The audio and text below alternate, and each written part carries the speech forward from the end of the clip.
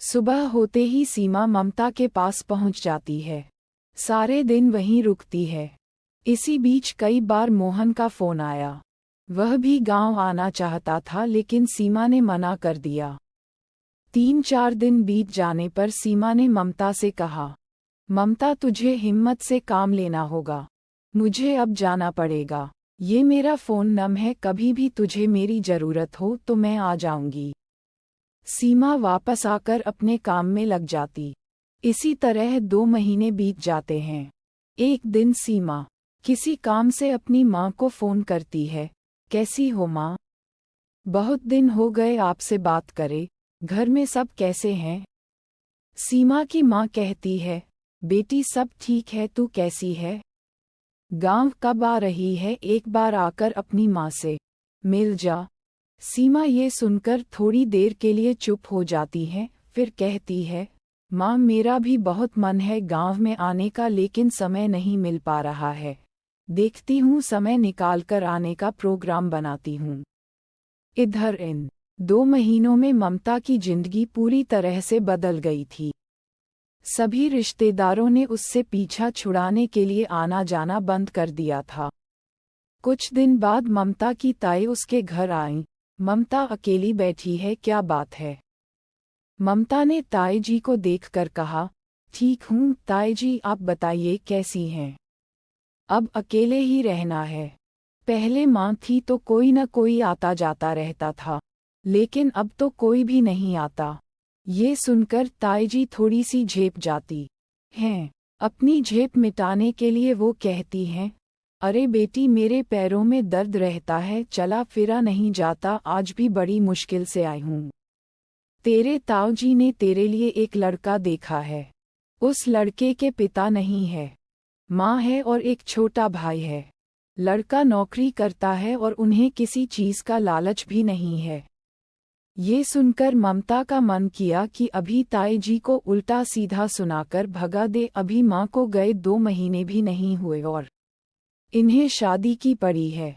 ममता अभी सोच ही रही थी, तभी ताई जी ने बोला, ममता 2 दिन बाद लड़के वाले देखने आएंगे, तैयार रहना बेटा, और घर को भी अच्छे से साफ कर लेना। मैं तेरी बहन को पहले से भेज दूंगी, ये कुछ पैसे रख ले, उस दिन अच्छा सा नाश्ता मंगा लेना। लेकिन ताई जी मैं अभी शादी नहीं करना चाहती हूँ, अभी माँ को गए दिन ही कितने हुए हैं। ममता ने दबे स्वर में ताई जी से कहा तो वो बिफर पड़ी, अरे भलाए को तो जमाना ही नहीं है, घर में खाने को दाने नहीं हैं, इतना अच्छा रिश्ता ठुकरा रही है। तूने सोचा है घर का खर्च कैसे चलेगा? मुझे रात भर नींद नहीं आती, जवान लड़की घर में अकेली रहती है, कोई बात हो गई तो मुंह तो हमारा काला होगा। ममता की आंखों से टप टप आंसू बह रहे थे, लेकिन ताई जी को इससे कोई फर्क नहीं पड़ा, वे अपनी बात कहती रहीं। पूरी बात करने के बाद ताई जी ने 500 रुपये पकड़ाते हुए कहा, जो मैं कह रही हूँ चुपचाप मान ले, तेरी माँ तो हमारे सामने जबान नहीं खोलती थी। आखिर हम तेरे अपने हैं, कोई गैर नहीं। ममता ने रोते हुए कहा, नहीं ताई जी वो बात नहीं है, अभी माँ को गए समय ही कितना हुआ है, कुछ दिन बाद लड़के वालों को बुला लेते। ताई जी ने समझाते हुए कहा, बेटी तू चिंता मत कर, तेरे ताऊ जी सब संभाल लेंगे। कहकर ताई जी जल्दी से चल दी। ममता बैठकर रोती रही, माँ तुम क्यों मुझे छोड़कर चली गईं? काश तुम होती तो ये सब न होता। अगले दिन ममता एसटीडी बूथ पर गई और सीमा को फोन कर सारी बात बता दी। ये सुनकर सीमा ने कहा, ममता तू चिंता मत कर, मैं एक दिन पहले आ जाऊंगी। मैं लड़के को देखकर फैसला करूंगी कि ये सच बोल रहे हैं या तुझे फंसाने की कोशिश कर तेरा मकान हड़पने की तैयारी कर रहे हैं। सीमा किसी तरह टाइम निकालकर पहुंच गई। लड़के की माँ और लड़का दोनों आए थे। लड़का देखने में बिल्कुल साधारण था। सीमा ने लड़के से कुछ सवाल पूछे जिसका उसने ठीक से जवाब दे दिया। ममता और लड़के ने अकेले में कुछ देर बात की, फिर ममता ने सीमा से अकेले में पूछा, सीमा तू बता तुझे क्या लगता है, ममता, लड़का तो ठीक लग रहा है। तुझे ठीक लगा लड़का? सीमा ने पूछा। ममता ने शर्माते हुए कहा, देख, अगर तुझे ठीक लग रहा है तभी मैं हाँ करूँगी। सीमा ने उसे समझाते हुए कहा, ममता, कभी कभी हालात से समझौता करना पड़ता है। यहाँ अकेले रहने से तो अच्छा है एक परिवार मिल जाएगा तुझे। सीमा के समझाने से ममता शादी के लिए मान गई। कुछ ही दिनों में ममता की शादी होने वाली थी। उसके ताऊजी अन्य रिश्तेदारों के साथ मिलकर शादी का इंतजाम कर रहे थे। ममता को जैसे इस सब से कोई मतलब नहीं था। वह बैठकर अपनी माँ को याद कर बस रोती रहती थी। शादी से 2 दिन पहले सीमा भी आ गई। सीमा को देखकर ममता की कुछ आस बंधी। यहाँ तो सब उसे पराये ही नजर आ रहे थे। इसी कारण सीमा को ममता की ताईजी पसंद नहीं करती थीं। लेकिन बड़े घर की बेटी थी, इसलिए कुछ बोल नहीं पाती थीं। सीमा ने आकर शादी की सभी तैयारियों का जायजा लिया। जहाँ भी उसे कमी नजर आई उसने अपने हिसाब से सब ठीक कराया। सीमा शहर से रुपये और जेवर लेकर आई थी। उसने जेवर ममता को दिए तो ममता बोल पड़ी, बहन, इसकी क्या जरूरत थी? तू आ गई, बस मेरी शादी के लिए यही काफी है। सीमा ने उसे समझाते हुए कहा, देख, मैं तो कुछ भी कर रही हूँ तेरी भलाई के लिए कर रही हूँ। ये पैसे और जेवर तू अपने पास रख ले, किसी को बताना मत। जीवन में कहीं भी फंस जाए तो ये रुपये और जेवर तेरे काम आएंगे। और हाँ, मेरा फ़ोन नंबर हमेशा संभाल कर रखना। वैसे मैं तेरे ससुराल भी आऊंगी, कभी तुझे मेरी जरूरत पड़े तो फ़ोन जरूर करना। ये सब सुनकर ममता की आंखों से आंसू बह रहे थे। वो बोली, बहन, तू मेरे बचपन की सहेली है, फिर भी तूने एक बहन से बढ़कर मेरे लिए किया है। यहाँ जितने लोग हैं वे किसी न किसी कारण से मेरे साथ लगे हैं। कोई मकान हड़पना चाहता है, कोई मुझसे अपना पीछा छुड़वाना चाहता है। मैं तेरा ये उपकार कैसे चुकाऊंगी? सीमा ने उसे डांटते हुए कहा, खबरदार, तो बेकार की बातें की। तू मेरी छोटी बहन है, अब इतना मत सोच और अपने आने वाले कल को सजाने के सपने देखना शुरू कर दे। ये सुनकर ममता और सीमा दोनों हंसने लगीं। समय जैसे पंख लगाकर उड़ रहा था। शादी वाले दिन दोपहर को ममता के ताऊजी ममता के पास आए और बोले, बेटी, तेरी शादी का खर्च चुकाने के लिए मैं सोच रहा था तेरे जाने के बाद इस मकान को किराए पर चढ़ा दूं। इससे कर्ज चुक जाएगा। तभी पीछे खड़ी सीमा बोली, ताऊजी, ऐसा कौन सा बड़ा कर्ज हो गया? इस शादी में न हम दावत कर रहे हैं न ज्यादा बारात आ रही है, केवल 5 लोग आ रहे हैं। उनका मान सम्मान करना है और वो तो एक जोड़े में ब्याह कर ले जा रहे हैं। मुझे याद है जब बात हुई थी तो दान दहेज के लिए तो पहले ही हमने मना कर दिया था। सीमा की बात सुनकर ताऊजी ने गुस्से में देखा, तुम बच्चे कुछ जानते हो नहीं और बकवास करनी शुरू कर देते हो। ऐसा ही है तो शाम को बारात खुद संभाल लेना। ममता ने सीमा को चुप कराते हुए कहा, ठीक है ताऊजी, आपको जो ठीक लगे वही सही है। वैसे भी मैं तो जा रही हूँ, कम से कम इस बहाने घर की साफ सफाई होती रहेगी। ये सुनकर ताऊजी ने घूरकर सीमा की ओर देखा, फिर ममता के सर पर हाथ फेर कर वापस चले गए। ममता, ये तेरा मकान हड़पने की साजिश है, सीमा ने कहा। ममता ने उसे हाथ पकड़कर अपने पास बैठाया और बोली, जाने दे सीमा, क्या कर सकते हैं? इन लोगों से बहस करके कोई फायदा नहीं है, वैसे भी किराए पर दे रहे हैं। सीमा चुप रह गई। शाम को बारात आए, सादा तरीके से शादी हो गई। सुबह जब विदाई का समय आया तो ममता फूट फूट कर रोने लगी। सीमा, ऐसा लग रहा है जैसे मेरा सब कुछ छूटा जा रहा है। सीमा ने उसे संभालते हुए कहा, ममता, जीवन में आगे बढ़ना पड़ता है। एक घर छूट रहा है तो दूसरा घर मिल भी तो रहा है, चिंता मत कर। सीमा ममता को आस बंधा रही थी, लेकिन उसके मन में भी कई विचार आ रहे थे। कैसे नए घर में रहेगी? उसे वहाँ कोई कष्ट होगा तो कोई पूछने वाला ही नहीं है। कुछ देर बाद ममता की विदाई हो गई। ममता को विदा करके भारी मन से सीमा भी वापस अपने घर आ गई। सीमा की माँ ने पूछा, बेटी सब ठीक से निबट गया न? सीमा ने कहा, हाँ माँ, सब ठीक था, बस ममता बहुत रो रही थी।